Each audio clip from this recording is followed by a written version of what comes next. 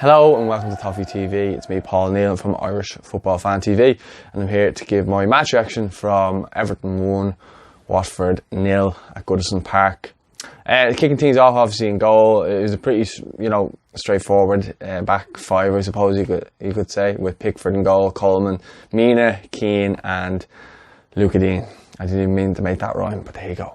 And then in midfield, we had Bernard out left with Gabaman in making his Goodison debut.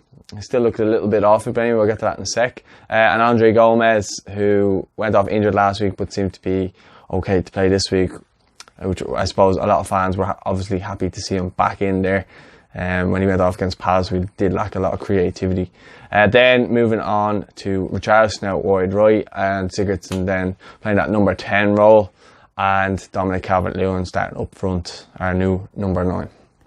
I mean, the lineup, you're thinking, okay, business as usual. That team's going to give you as much as they can. The only, starting Calvert-Lewin, I get that for now because Keane's only starting to kind of find his feet. He's only starting to kind of get a couple of games. I don't think he had much of a pre-season. So it makes sense. Dom finished the season quite strongly, albeit he's not scoring goals as much as we would want him to. But, his link-up play and holding up the ball is very good. Others will say that's not going to win you games. I get that. But in the first half, I thought we looked quite comfortable. The only time I thought we didn't look comfortable was obviously the moment with Yerry Mina and De La Feu. That obviously went to VAR, that everyone thought was a penalty. So thankfully that wasn't a penalty, and thankfully Jerry didn't come back to haunt us. I thought he had one of those games where, he was infamous, I suppose, with us. Was, he was in and out the game, he was, showing spells, but then ultimately, players like Coleman and Dean were just getting stuck into him, and they just kind of knew how to handle him and nullify him at that point. Going around the team, Sigurdsson again, he's not really looked like the Sigurdsson that finished the end of the season. Whether he's lacking match fitness or sharpness, I suppose that'll come in the next couple of weeks. Richarlison was very poor. I thought Richarlison was very poor. He just kept giving the ball away. Whether the game, because it was Watford, maybe that the emotions were high in that aspect, maybe. But he was just terrible on that right hand side, and he wasn't offering us anything. He was just getting constantly frustrated, and the more he was giving the ball away, the worse he was getting. Well, obviously, but you know what I mean. Bernard linking up with Dean. Obviously that's the best partnership we've had on that side since Baines and Pina, and they obviously linked up for the goal, which was a great ball by Dean, and if you haven't seen it by now, make sure you do. And Bernard cuts in, takes a shot, takes a little bit of a deflection, but it looked to me like it was going in anyway. And 1-0 Everton, and we're cruising at that point. Then kind of went into the second half then, and again, we kind of let them in at times. They were counter-attacking at points, but for the most part, I thought we were much better than them. Walcott came on for Richarlison then, because he just had an absolute stinker. And then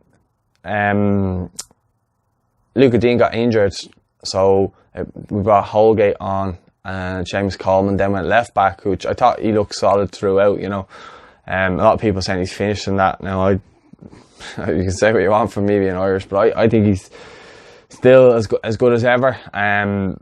He fills me with confidence every time I see him again, which I suppose for bits of the season last season that wasn't the case, I suppose, at the start. But obviously he's our captain now, and he's really putting in captain's performance. The fact that he went left back then and looked as comfortable at left back than he did at right back. But I thought Holgate, when he came on, wasn't great, and he just kind of, whether sometimes those kind of games can be hard to come in and adjust to the pace, I get that, but he just kind of looked at a couple of steps behind everyone else. Now, maybe, again, as I say, it could be match sharpness, but Mina and Kean were absolutely amazing at the back together, and are really starting to form a partnership now. I don't know what way that will work now, because obviously Holgate's one of our other centre-backs. If anything happens to Mina and Kean, we could be royally fucked on that aspect, but because Holgate's probably going to have to be our right back now, because there's no sign of Baines, and James Coleman's probably going to have to play left back. So ultimately that will probably leave Holgate there, which I hope isn't the case. And I haven't heard anything back in regards to how long he's out for, or whether it's just a knock and they just took him off as a precaution. I haven't heard anything about that yet. But just kind of finish things off. Obviously, Moise Kean came on for Dominic Calvert-Lewin, and my God, he just looks like such an exciting talent. And I haven't seen someone kind of light up Goodison like that in a long time. Like probably since Lukaku in his early days. I don't want to be drawing comparisons to them just because they have similar hair when they first started out at Everton. But when he came on, he was electric and really, really looked like he was relishing the challenge of the Watford centre halves. And you know, he really caused them problems, and as you can see by the chances he created, and you know, I loved it at the end. Actually, I have to say, although he missed his chance, but he roasted the defender and went around him. I know he struck it wide, but then as the game went off and we wanted to kind of go up to the corner himself and Sigurdsson and it might have been Coleman, but they were all just kind of playing it around and, you know, toying with Watford almost. And it was kind of great because there's always that little bit of a rivalry now because of the whole Marco Silva and Watford and Richarlison thing that they always like to drag out. I just think it's silly, but anyway. So that was great to get one over them as well. But yeah, overall, 1-0, another clean sheet at Goodison. And you know, on to the next game now, and we should be looking very confident. Richarlison could well be dropped for the next game, or could come back in with a point to prove, which hopefully is the case, because when he's got a point to prove, he's arguably our best player.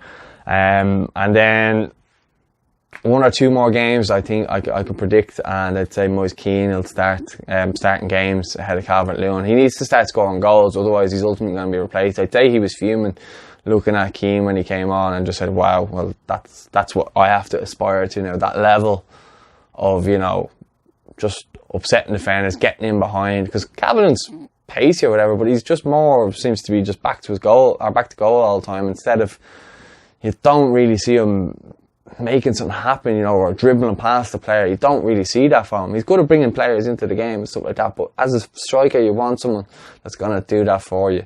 And Keane looks really, really positive, and it looks like a good signing, but I'm not hanging my hat at it just yet. I just want to see him start a few games, and I just don't think, as well, we should be putting so much pressure on him.